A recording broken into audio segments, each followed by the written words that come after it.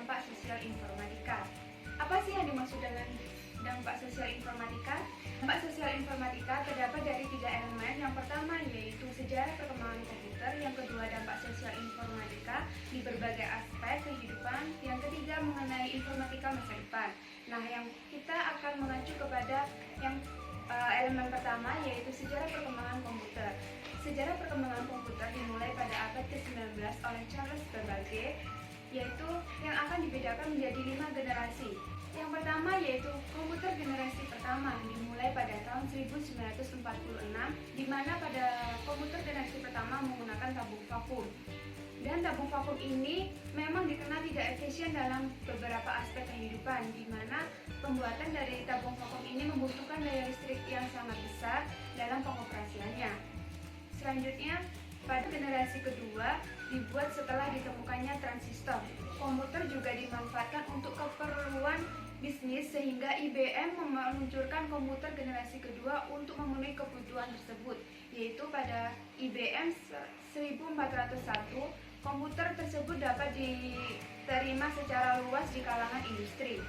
Yang ketiga yaitu komputer generasi ketiga pada tahun 1958 oleh Jack Kilby, pengembangan sirkuit terpadu atau EIC, Integrated Circuit disingkat IC. Munculnya sirkuit terpadu atau IC itulah yang menjadi penanda adanya komputer generasi ketiga.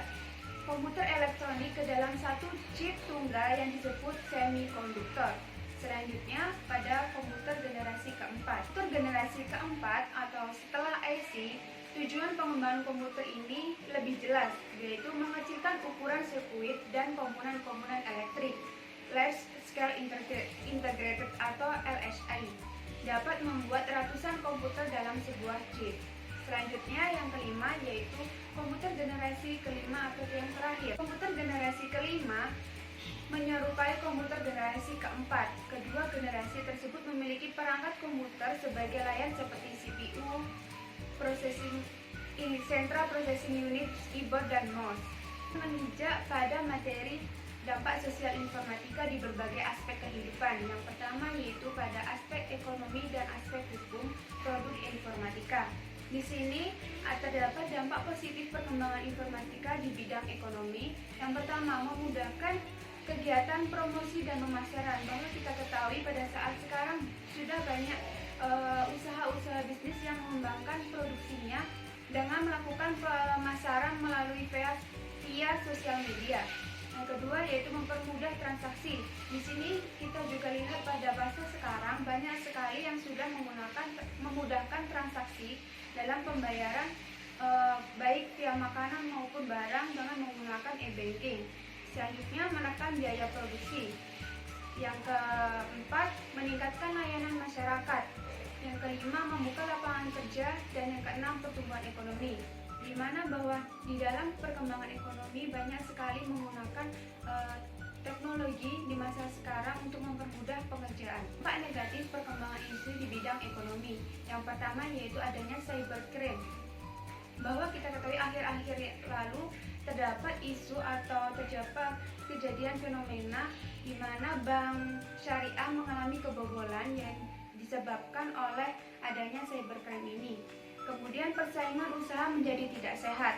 Yang keempat lisensi konsumen, dan yang kelima lapangan pekerjaan berkurang. Kemudian akan lanjut pada aspek hukum produk TIK atau teknologi informasi. Di sini terjadinya hak pemrosesan informasi.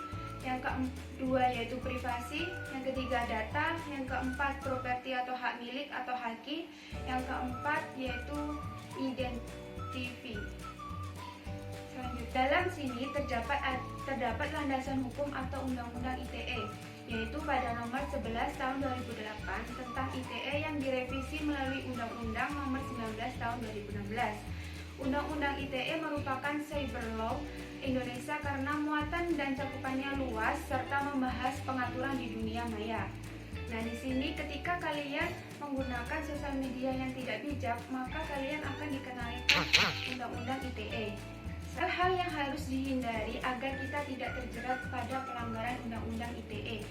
Terdapat 6 yang harus kita hindari. Yang pertama yaitu meluapkan kebencian terhadap individu atau kelompok, kita harus menghindarinya. Yang kedua yaitu pelanggaran susila atau asusila. Yang ketiga pemerasan dan pengancaman.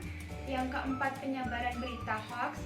Yang kelima hal yang bersifat perjudian. Yang keenam pencemaran nama baik. Kita akan menuju informatika di masa depan. Nah, di sini saya akan memberikan sedikit ilustrasi mengenai informatika masa depan. Apa sih yang dimaksud dengan informatika masa depan? Simak berikutnya.